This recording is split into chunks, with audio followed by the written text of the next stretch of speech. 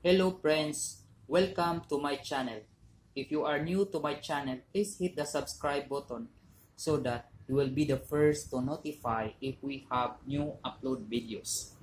Today, I will share to you on how to prepare calamansi juice in 4 easy steps.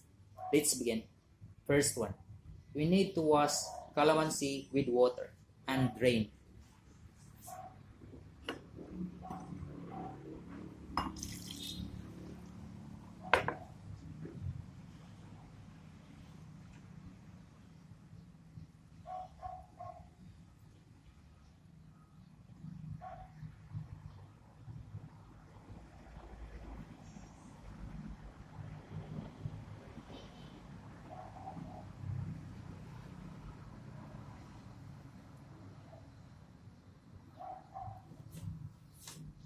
Second step, cut the upper portion of the calamansi. Be sure not to cut the seeds.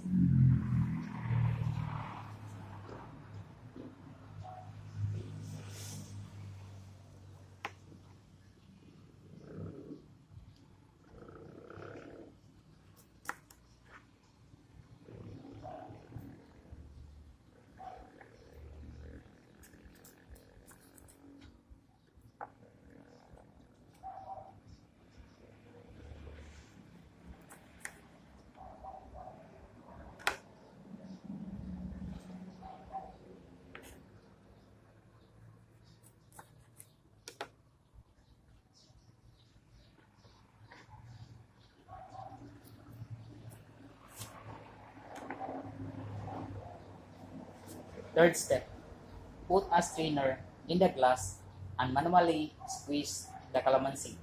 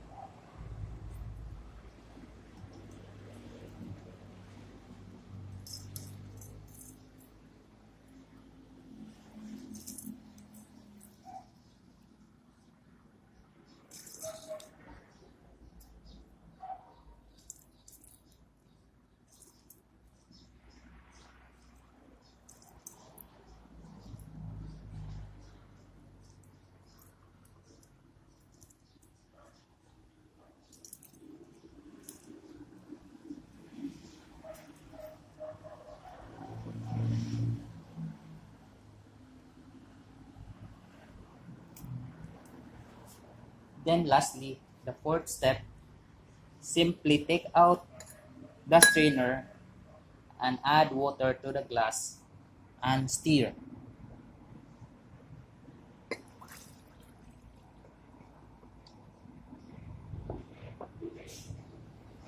You can add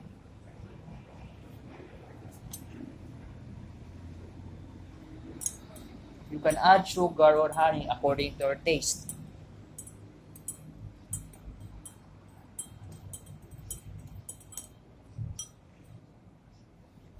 Here are the 4 benefits of drinking calamansi juice First, it will help in detoxifying our body. Second, it helps in controlling diabetes. Third, it helps control cholesterol level in our body.